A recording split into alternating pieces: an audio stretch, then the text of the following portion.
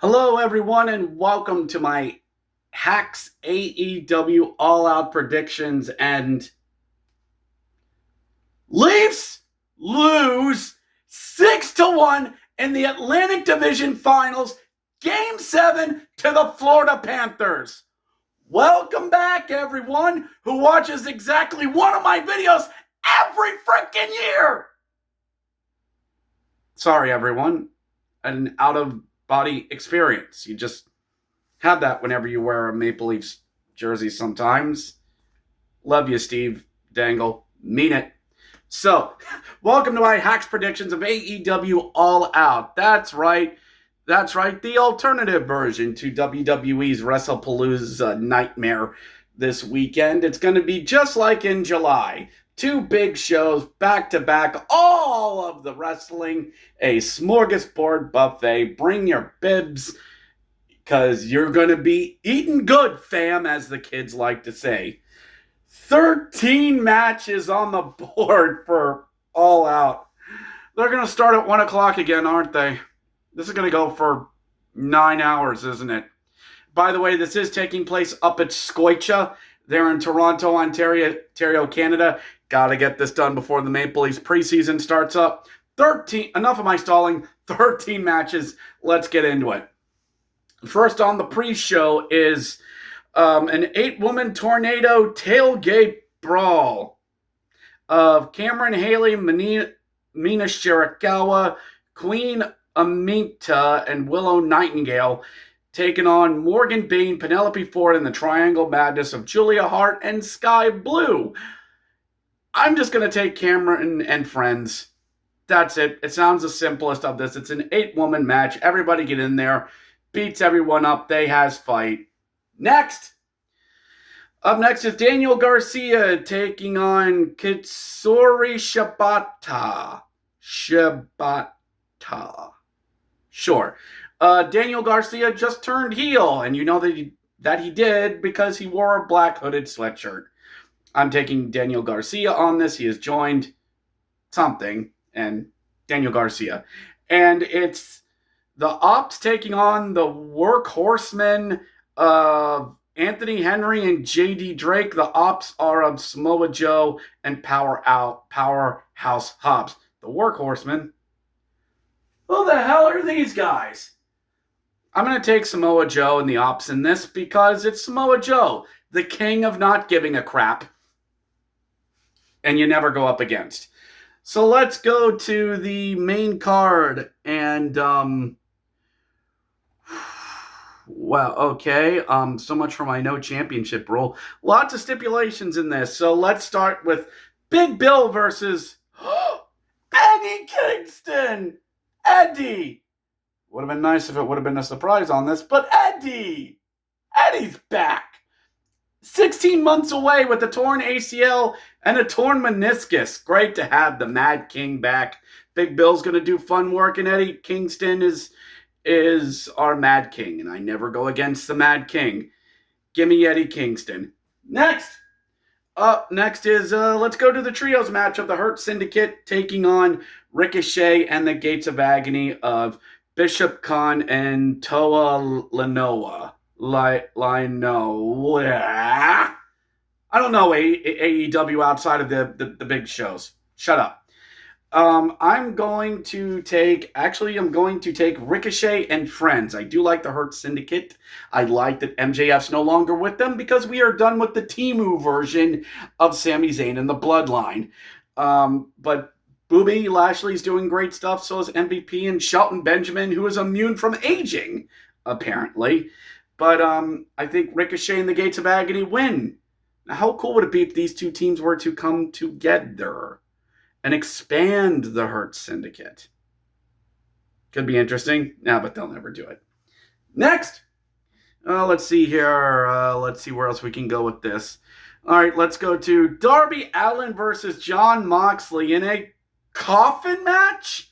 Well, we can't call it a casket match because, well, we just can't do that.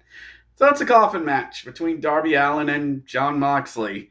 Two guys who are going to bleed and do some crazy stuff with each other. Yeah. Yep. I kind of feel like, the joke. that was said at the beginning of that was said at Jon Moxley's match at All In. At All In, he'll be bleeding within 3 minutes. Silly us, he was bleeding in 2. I think I can see how this is going to go. Jon Moxley's laying in a coffin, and instead of closing it, Darby Allin's going to go up to the top rope, gonna do a coffin drop, but Jon Moxley yoofs out of the way, and Darby goes, die! Into the coffin, slam it shut. Give me Jon Moxley to win this one. It'll be fun. Next. Up next for the TBS Women's Championship, it's Mercedes Moné versus Riho. Okay, let me see who Riho is here. Okay, she was the first. Oh, she was the first AEW Women's Champion. Oh yeah, when they had the teeny tiny belt for the women's. I can't go against Mercedes Moné. Poor Riho. Monet is going to make an example out of her, though I will be interested to see what kind of entrance Mercedes is going to get in this. Please do all of the Maple Leafs blue when she comes out. Next! Speaking of entrances, it's a shame we won't get a Will Ospreay entrance in Canada. Shame. Next! Up next is Mark Briscoe versus MJF in a tables and thumbtacks match. Okay. Do you have to put somebody through a table to win this? Can you only use tables and thumbtacks?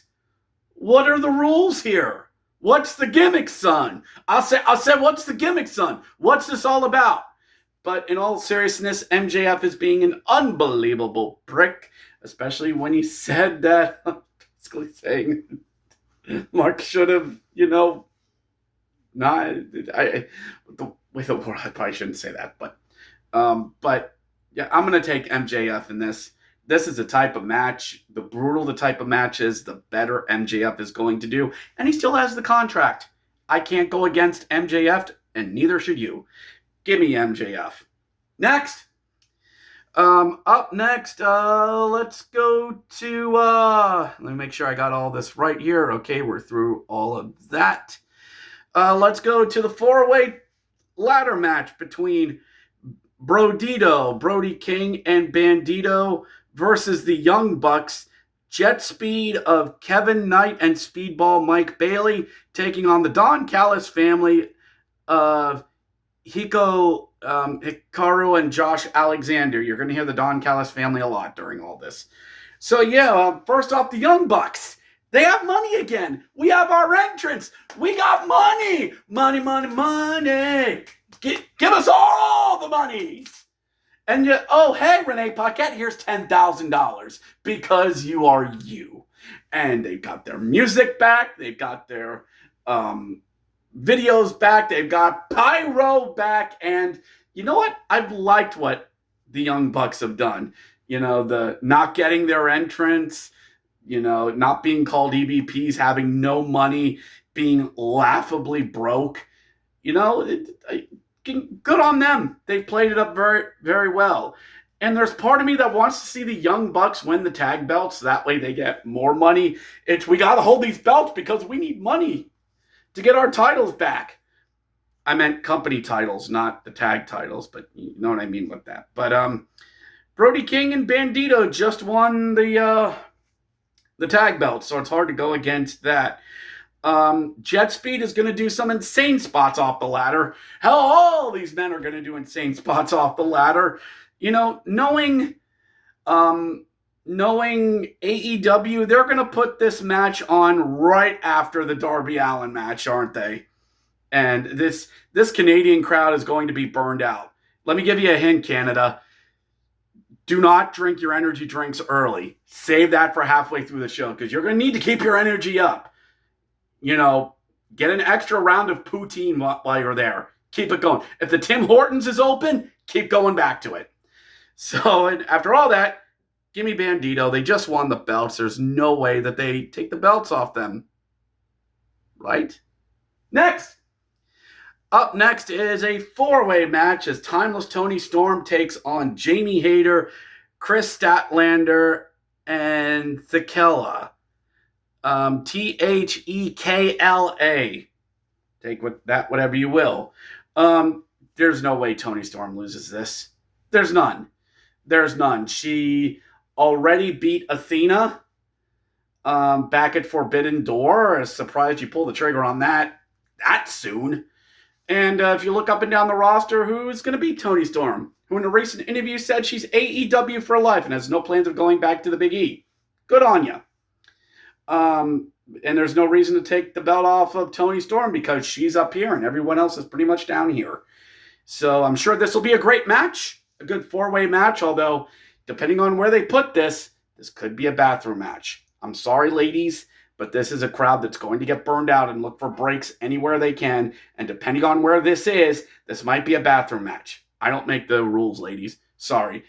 That's me for delaying to say that Toni Storm wins this. Up next is the three-way for the AEW Unified Championship as Kazuchika Okada takes on Konosuke Takeshita and Masakura Dorades. Okay, you have two New Japan guys and a CMML guy in the ring. This match is going to be nuts, isn't it? This is. Why do I feel like this match seems a little overindulgent for the hardcore marks who worship Okada? Takeshita, I've heard, does amazing work. And Mascara, he's there. But, this is going to be a good match. It is. Okada's great. I recognize that. But does he need the Unified Championship? You can put it on Takeshita and make that your upper card workhorse belt, whatever you want to do with it. And, Okada can go on to, do Kenny Omega stuff. Or in the Continental Classic or whatever. So, I'm actually going to go for an upset and take Takeshita in this. I probably said his name wrong, but I don't care. So I will take him to win. And lastly, it's main event o'clock as Adam Hangman Page takes on Kyle Fletcher for the AEW World Championship. If any member of the Don Callis family interferes, Fletcher will be disqualified and stripped of the AEW TNT Championship. Boy, Kyle Fletcher has had an interesting 4 months. Lost to Dustin Rhodes. And then got the title back after Dustin Rhodes needed surgery. That belt is coist, I tell you. Coist. And now he's in a main event feud with Adam Hangman Page. And Fletcher is a great up-and-comer for this. From what I've heard, he's done great work. Page is doing work as a championship. And now as a fighting babyface champion, Page needs to He's going to put over young, up-and-coming talent. I like what Fletcher's doing. Now, is there a way to work around this so that way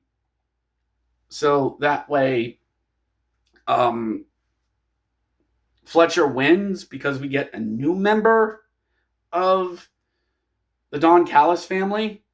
Because that's how we did this with the Bloodline for all this time. No Bloodline members can interfere. Oh, look, there's a new one. And if Fletcher is stripped of the TNT title, does he really need it? I mean, you get disqualified and you just get your automatic rematch with Page. But there's an MJF waiting in the wings. There's an MJF lurking out there. And MJF versus Kyle Fletcher. It has possibilities. But I'm getting ahead of myself. I think this will be a fun match. And I wonder if this isn't the main event, because I forgot a match. If this isn't the main event, would they have the balls to do a half-hour time limit draw on this? Or 45-minute or 60-minute time limit draw on this? It would be interesting. And AEW has done this. But just give me Adam Hangman Page on this. I think I'm overthinking this. But Kyle Fletcher is going to be AEW champion one of these days. And lastly, I've completely forgot about this match, but it could be the main event.